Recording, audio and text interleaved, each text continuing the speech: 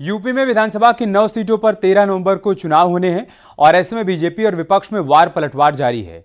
अखिलेश ने मिल्कीपुर को लेकर जहां बीजेपी के डरने की बात कही थी, तो वहीं आज भूपेंद्र चौधरी ने उसका जवाब दिया। इमरान मसूद के भड़काऊ बयान पर भी बीजेपी ने पलटवार किया है।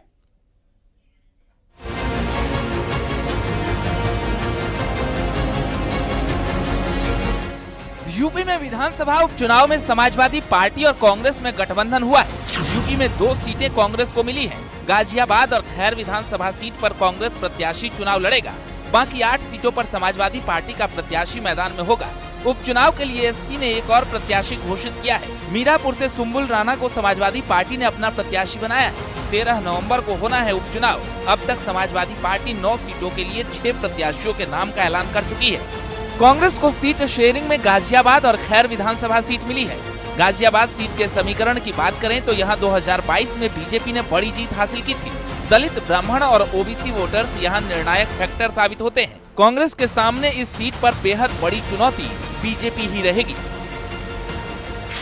राष्ट्रीय नेतृत्व ने माननीय अखिलेश यादव जी ने जो सीटें गठबंधन में तय की है वो अपने हिसाब से सही की है। और रही बात जीत की बात, तो 9 की 9 सीट पे कांग्रेस पार्टी और समाजवादी पार्टी का गठबंधन के जो कार्यकर्ता है एक दूसरे की ताकत बन करके लड़ेंगे चुनाव, क्योंकि हमें सीटों से मतलब नहीं, हमें मतलब है कि समाजवादी का पार्टी का प्रत्याशी और कांग्रेस का प्रत्याशी जहां भी होगा पूरी ताकत के साथ दोनों पार्टी गठबंधन के रूप में चुनाव लड़ेगी। मिल्कीपुर विधानसभा उपचुनाव को लेकर अखिलेश ने कल बीजेपी पर निशाना साधा था। अखिलेश ने कहा कि बीजेपी के तमाम आंतरिक सर्वे में भी ये रिपोर्ट आ रही थी, इसलिए वहां पर हार के डर से चुनाव टाला गया। अखिलेश के आरोपों पर प्रदेश बीजेपी अध्यक्ष भूपेंद्र चौधरी ने कहा कि बीजेपी नहीं बल्कि समाजवादी पार्टी हार के डर से घबराई हुई है, इसलिए वो मिल्कीपुर का उपचुनाव रोकने की कोशिश कर रही है। एसपी सांसद अवधेश प्रसाद के वकील ने केस वापस लेने का विरोध किया।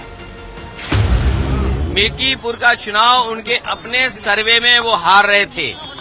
बीजेपी और उनके साथियों का जो इंटरनल सर्वे होता है उसमें वो हार रहे थे, इसीलिए उन्होंने पहले बीएलओ बदले, जिसमें कि पिछड़े पीडीए परिवार के सब बीएलओ हटा दिए गए, पीडीए परिवार के अधिकारी हटा दिए गए।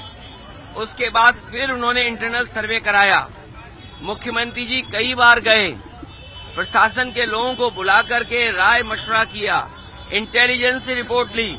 जब उन्हें ये पता लग गया कि वो चुनाव हार रहे हैं, इतने खेल खेलने के बाद निश्चित रूप से समाजवादी पार्टी हताश है और निराश है, और कहीं ना कहीं मिल्कीपुर में चुनाव ना हो इसके लिए प्रत्यक्ष और अप्रत्यक्ष रूप से वो इसका प्रयास कर रहे हैं। आपने देखा होगा कल माननीय उच्च न्यायालय में जिस प्रकार से समाजवादी पार्टी के सांसद अवधेश प्रसाद जी के वकील और उनके अधिवक्ता महासभा के जिस प्रकार से लोग वकील उपस्थित हुए और उन्होंने इस याचिका का वापसी का विरोध किया, वो कहीं ना कहीं ये प्रदर्शित करता है कि समाजवादी पार्टी मिल्कीपुर सहित पूरे उत्तर प्रदेश में जो उपचुनाव हो रहे हैं उसमें हार अपनी सुनिश्चित मानती है।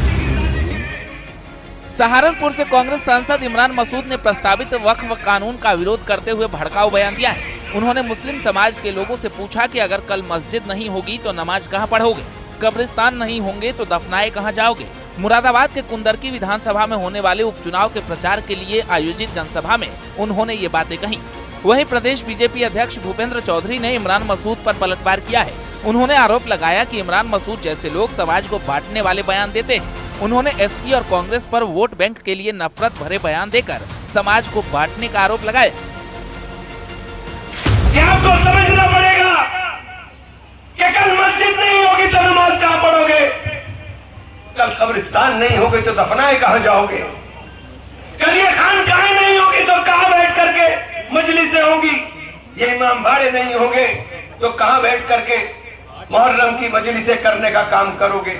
इमरान मसूद हो चाहे समाजवादी पार्टी के नेता हो, इनका जो दृष्टिकोण है और उस दृष्टिकोण में ये कहीं ना कहीं वोट बैंक के रूप में अपनी संभावनाएं देखते हैं, और इन्होंने हमेशा समाज में जाति, भाषा और सांप्रदायिक आधार पर तनाव पैदा करके वोट बैंक प्राप्त करने का काम किया है।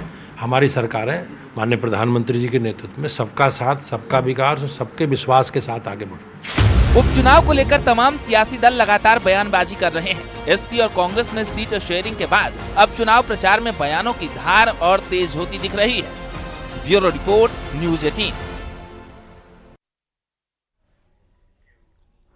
प्रियंका गांधी के वायनाड से चुनाव लड़ने पर मंत्री दिनेश प्रताप ने टिप्पणी की है और इस पर सियासी बवाल थम नहीं रहा। एनएसयूआई कार्यकर्ताओं ने गौतमपल्ली स्थित आवास पर पहुंचकर प्रदर्शन किया और मंत्री से माफी की मांग की। पुलिस ने कई कार्यकर्ताओं को हिरासत में लिया। बता दें कि मंत्री दिनेश प्रताप ने प्रियंका गांधी के वायनाड से चुनाव लड़ने पर तंज कसा था। उन्होंने पोस्ट किया था कि अंततः लड़की लड़ नहीं पाई और भाग ही गई। जहां लड़ना नहीं पड़े, बूढ़ी जो हो गई।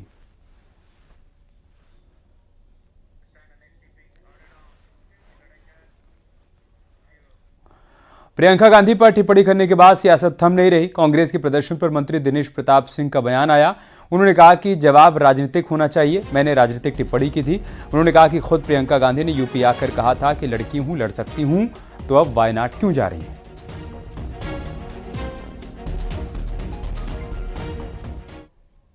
राजनीतिक व्यक्ति अपने दल की नीतियों के हिसाब से काम करता है तो राजनीतिक व्यक्ति दूसरे दलों को राजनीतिक काम ही करने चाहिए। मैंने तो राजनीतिक टिप्पणी की थी अथवा राजनीतिक सवाल किया था, तो राजनीतिक सवाल का जवाब राजनीतिक होना चाहिए। लेकिन कानून को हाथ लेना, अनावश्यक